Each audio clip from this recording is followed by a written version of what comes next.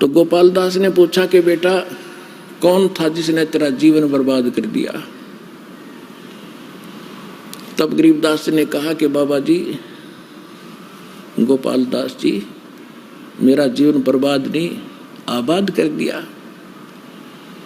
हम सुल्तानी नानक तारे दादू को उपदेश दिया, जात जुलाहा भेद न पाया वो काशी महे कबीर हुआ। होय होय कि मेरा उद्धार किया। अब्राहिम सुल्तान अदम मुसलमान बादशाह को वही मिले थे, नानक जी को बेई नदी पर वही मिले थे जिंदा महात्मा के रूप में, और दादू जी को भी वही मिले थे, और मेरा भी कल्याण उसी ने किया। हम सुल्तानी नानक तारे दादू को उपदेश दिया, जात जुलाहा भेद न पाया वो काशी महे कबीर हुआ। अनंत कोट ब्रह्मांड का एक रति नहीं भारे, सतगुरु पुरुष कबीर हैं ये कुल के सर्जनहारे। अजब नगर में ले गए हमको सतगुरु आने, जल के बिंब अगाध गति वहां सूते चादर ताने। अब गोपाल दास के खटक लागी, ये तो गजब की वाणी बोल रहा है। खड़ा होकर वो 65 साल का वृद्ध एक 13 साल के बालक के आगे कहने लगा, महाराज ये अमृतवाणी लिखवा दो, कलयुग के जीवों का उद्धार करेगी। अब जो रोग कटवाने जा रहे थे बूढ़े बुजुर्ग, उन्होंने सोचा भाई इस बच्चे में तो को बड़ी ये बला है, बाबा जी का भी असर हो गया, यो भी इसके आगे हाथ जोड़ के इसकी बोली बोलने लग गया। आए थे इससे ठीक कराने के लिए। तब उसने कहा गोपाल दास ने, करे गांव वाले यो बावड़ा नहीं है, बावड़े तो तुम हो जो इसकी अमृतवाणी को समझ नहीं पा रहे, पर वो कहाँ कलावती। गरीबदास जी चल पड़े, गोपाल दास पीछे पीछे। तो गांव वाले ने सोचा बाबा पागल हो गया गोपाल दास। ऐसे 2-3 दिन आग्रह करता रहा, तब उसने गरीबदास जी ने कहा, देखो गोपाल दास जी, अगर आप पूरी वाणी लिखो तो मैं लिखवाऊं, ना बोलूं को नहीं। गोपाल दास ने कहा, जी मैं घर से कति फारिग हूँ, बच्चे त्याग कर मैं विराग ले रखा है संन्यास, 2 रोटी आपके घर खाऊंगा, आपकी पूरी वाणी लिखूंगा, मैं ये विश्व आपको प्रतिज्ञा करता हूँ। तो गरीबदास जी के नाना जी का एक बड़ बेरी का बाग था, उसमें जंडी का पेड़ था। जंडी के पेड़ उधर ज्यादा होते थे, ऐसा ही मारू सा क्षेत्र था। उसके नीचे बैठकर गरीबदास जी बोला करते थे, दादू पंथी वो गोपाल दास लिखा करते थे। लगभग 8-9 महीने बल्कि 1 वर्ष तक वो लेखन कार्य हुआ। उसके बाद फिर भी जगह जगह वाणी बोली, वो भी लिखी गई। गोपाल दास काफी संग किया गोपाल दास उनके साथ कई वर्षों तक। तो वो वाणी जो लिखी गई हस्तलिखित आज प्रिंट हो चुकी है, जिसका हम पाठ करते हैं, जिसका भी भोग लगा भगवान की वाणी को, वो इतना मोटा ग्रंथ है जिसके अंदर 24,000 वाणियां हैं। 3 दिन लगातार कंटिन्यू पढ़ते हैं जब पूर्ण होता है।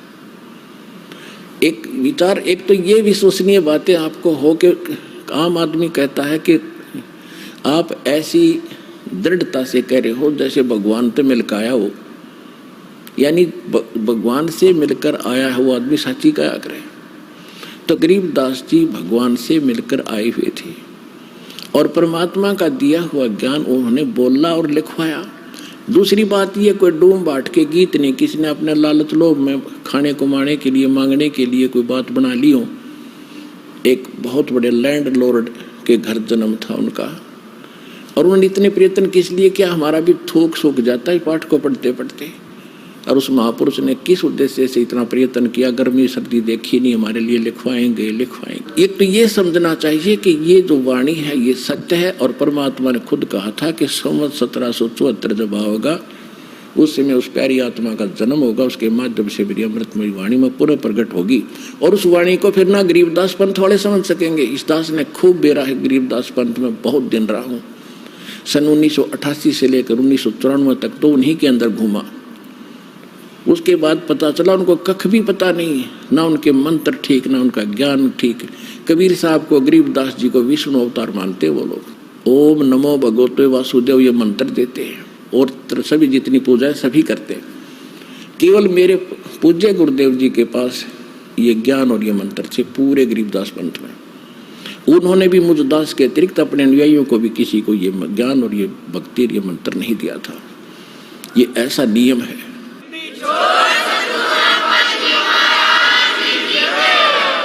तो प्रश्न चल रहा है कि वो मंत्र कौन से हैं जिनसे मोक्ष होगा। ये सूक्ष्म वेद में लिखा, गरीबदास जी ने अपना कंप्लीट कोर्स लिखा हुआ है, उसमें ये 7 मंत्र हैं। पहले ये 5 दिए जाते थे, अब जो प्राइम टाइम है इसमें ये 7 दिए जाएंगे। ये वेदों में प्रमाण है कि जब मोक्ष समय आएगा पूर्व संत तो पहले तो 5 दिए जाएंगे, उसके बाद फिर 7 दिए जाएंगे। ये दास ने अपने प्रवचनों में भी बताया है, जिसकी एक पुस्तक भी बनी हुई है, कबीर पंथ की स्थापना, पतन और उत्थान। उसके अंदर दास ने पूरा विवरण उसमें दिया हुआ, लिखा हुआ है। अब क्या है कि पहले वो 7 मंत्र गरीबदास जी ने अपनी वाणी में कति अलग से मंत्र लिखा पूरा। उसके बाद फिर एक होरी अंग है, होरी, उसके अंदर क्या बताया है। अब जैसे नानक साहिब जी की एक समुद्र की साखी नाम की एक वाणी है, भाई बाल्य वाली जन्म साखी के अंदर आपको बहुत बार दिखाया भी है, रूबरू भी किया है। जब नानक साहिब जी मर्दाना और बालाजी के साथ में समुद्र के अंदर चलने लगे, नानक साहिब जी से मर्दाना और बाला ने प्रार्थना की थी कि हमें लंका दिखाओ महाराज।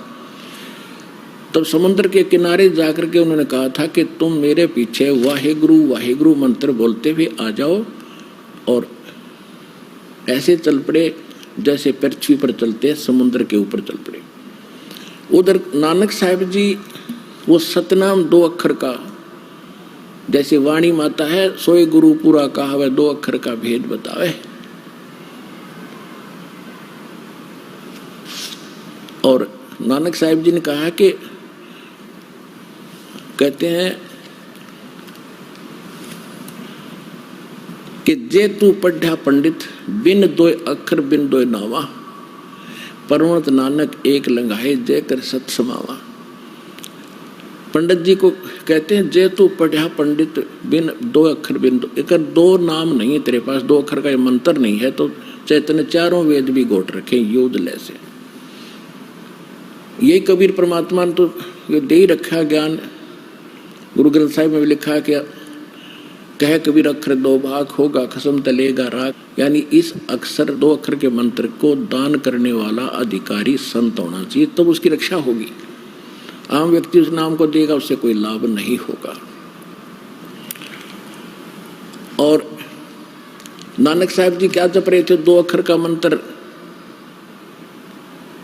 मर्दाना ने देखा कि गुरुजी तो 2 अक्षर का मंत्र जाप करे, ओम सोहम, वो भी फिर उसी को जाप करने लगा, वो फिर डूबने लग गया। नानक साहिब जी ने कहा कि मर्दाना तो वही मंत्र जाप कर, अगर ऐसा गुरु जी की नकल नहीं करते होते, आज्ञा का पालन करना चाहिए। तो फिर वो मर्दाना हुआ, एक गुरु कहने लगा, जब ठीक होया उसी तरह से चलने लगा।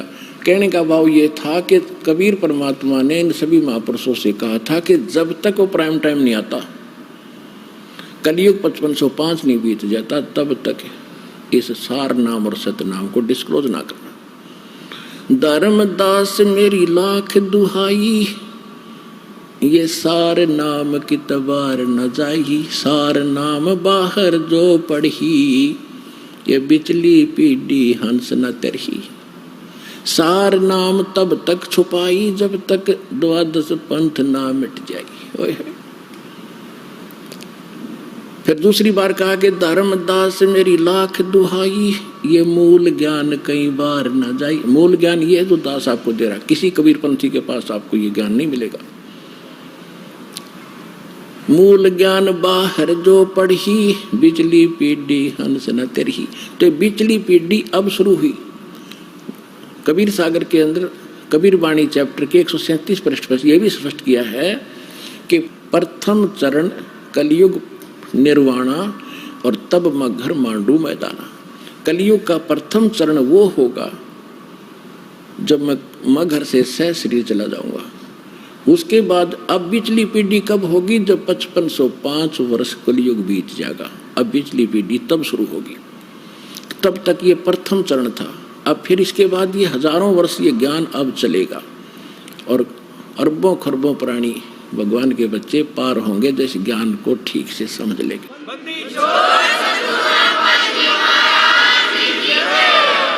उसके बाद फिर ये भक्ति नाश हो जाएगी, कृतघ्नी प्राणी हो जाएंगे, मांसाहारी हो जाएंगे, कलयुग के एंड में तो बुरा हाल हो जाएगा। अब फिर पुनः सतयुग जैसा माहौल होगा, पूरी पृथ्वी पर वातावरण चेंज होगा, सुंदर बाग बगीचे, उसी तरह सुंदर आहार शुरू होगा। अच्छे ये परमात्मा देगा, परमात्मा की तरफ से आएंगे, सारा कुछ देखना कैसे होगा आप सोच भी नहीं सकोगे ये क्या हो रहा है।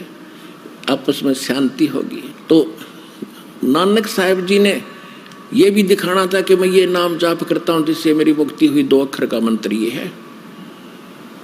और उधर से झटका भी देना था कोई बाद में कहीं में, क्योंकि उन्होंने प्राण संगली के अंदर ये पूरा विवरण लिख दिया था। वो तो किसी कारण से गुरु ग्रंथ साहिब में उन्होंने इसी डर से गुरु ग्रंथ साहिब में नहीं लिखा प्राण संगली वाला विवरण, जो सतनाम लिखा था सीधा, कि कहीं जैसे मर्दाना जी ने नानक साहब जी की आज्ञा की अवहेलना कर दी, वो डूब गया होता, मर गया होता। इस डर से गुरु ग्रंथ साहिब में वो वाणी ये नहीं लिखी इन्होंने, वो छोड़ दी कि कहीं कोई सिख बच्चा और इस मंत्र का जाप कर लेगा तो उस मर्दाना की तरह नानक साहिब जी की आज्ञा की अवहेलना करके दंडित हो जाएगा। और ये बताना भी जरूरी था, इसको छुपाना भी जरूरी। महापुरुषों की महिमा वही जाने क्यों कर किस तरह छुपा रहे थे काल से। वो भी पक्का हो गया कि नानक साहिब का मोक्ष 2 अक्षर का मंत्र से जाप हुआ, जो ओम सोम है। नामदेव जी को परमात्मा मिले थे, उन्होंने भी 2 मंत्र का जाप किया था। नामा छिपा ओम तारी, पीछे सोहम भेद विचारी, सार शब्द पाया जद लोई, आवागमन बोर ना होई। गीसादास जी कहते हैं ओम सोहम जप ले भाई, राम नाम की यह कमाई। अब गीसा पंथ में कितना यू मंत्र नहीं और मंत्र अटपट करें, और इसका पूरा एक शब्द है यू गीसा दास जी का, इसने सारे नट लेते हैं कि यू मंत्र है सारा, सारी एक कविता आरती सी है। ये तो यू मंत्र अलग है।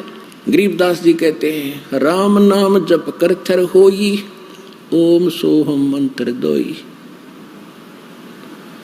तो क्या सिद्ध हुआ? ओम मंत्र वेदों में है और परमात्मा कहते सोहम शब्द हम जग में लाए, सार शब्द हमने गुप्त छुपाई। सार शब्द की तो छीट भी ना लगन दी दाता ने, वो स्वयं प्रकट करते हैं, इस दास को दिया फिर अब आगे देने के लिए।